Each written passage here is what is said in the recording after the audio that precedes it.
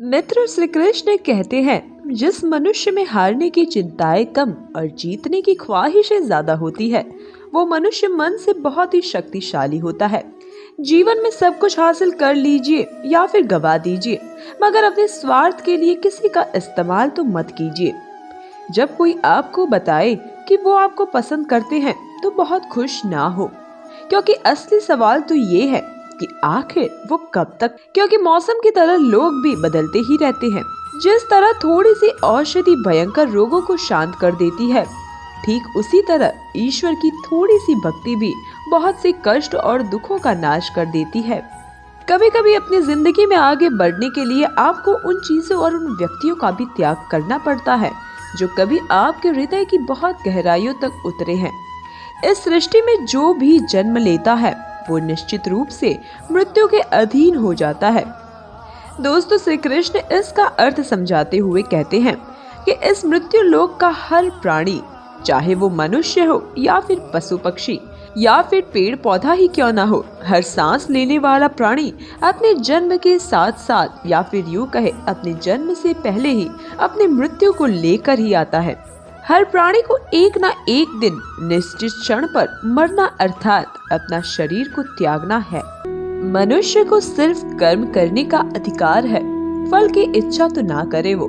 दोस्तों, श्री कृष्ण इसका भी अर्थ समझाते हुए कहते हैं कि मनुष्य को चाहिए कि फल की इच्छा त्याग कर कर्म को अपना धर्म समझ ले, क्योंकि जो भी मनुष्य फल प्राप्ति की इच्छा करता है, उसका मन फल के बारे में सोचकर अपने कर्म और कर्तव्य से विचलित हो जाता है और उस इंसान को वो फल प्राप्ति नहीं हो पाता जिसकी उसने बहुत पहले से कल्पना की हुई होती है।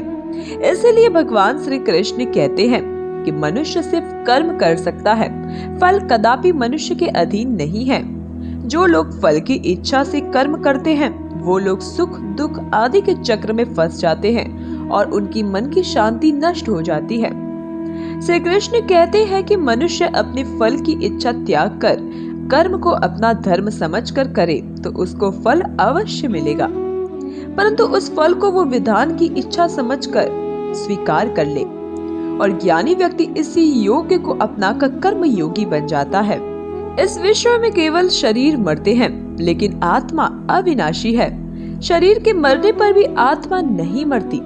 दोस्तों, श्री कृष्ण इसका अर्थ समझाते हुए कहते हैं कि आत्मा ना कभी जन्म लेती है और ना कभी मरती है। वो अजन्म है, नित्य सनातन और पुरातन है, जो शरीर के मारे जाने के बाद भी नहीं मरती।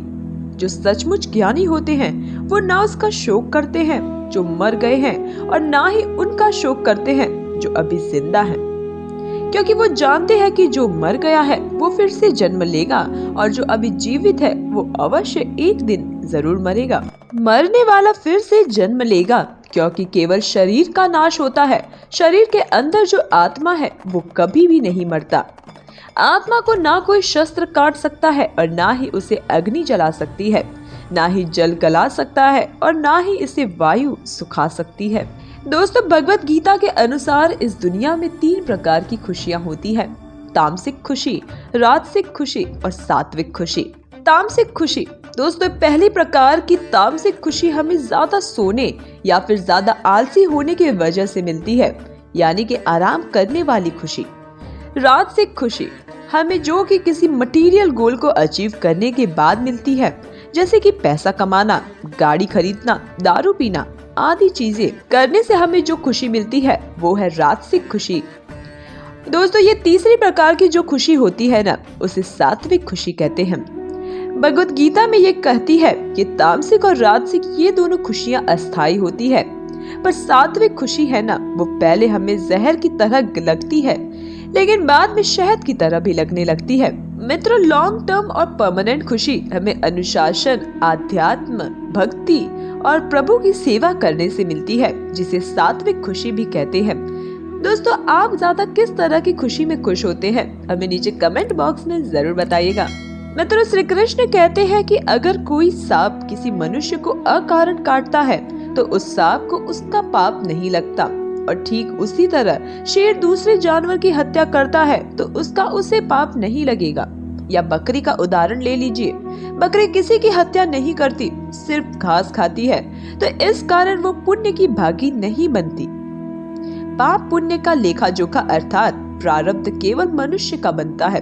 दोस्तों, इसका अर्थ ये है कि अगर कोई पशु किसी की अकारण हत्या कर देता है तो उसका उसे पाप नहीं लगेगा, लेकिन कोई मनुष्य अगर किसी भी जीवित प्राणी की अकारण हत्या करता है तो उसे उसका पाप जरूर लगता है। क्योंकि मित्रों, इस पृथ्वी लोक पर और समस्त प्राणियों में जो विवेकशील है, जो वो अच्छे और बुरे की पहचान जो कर सकता है, और मनुष्य छोड़कर ऐसा और कोई भी प्राणी नहीं है। इसलिए जब मनुष्य अपने पाप और पुण्य जब भोग लेता है तो उसे फिर से मनुष्य की योनि में भेज दिया जाता है। मित्रों, आज के इस वीडियो में बस इतना ही। उम्मीद है आपको जरूर पसंद आया होगा। पसंद आया हो तो ज्यादा से ज्यादा लोगों को शेयर करना मत भूलिएगा। बाय बाय, फिर मुलाकात होगी ऐसे ही कंटेंट के साथ। तब तक बने रहिएगा हमारे साथ।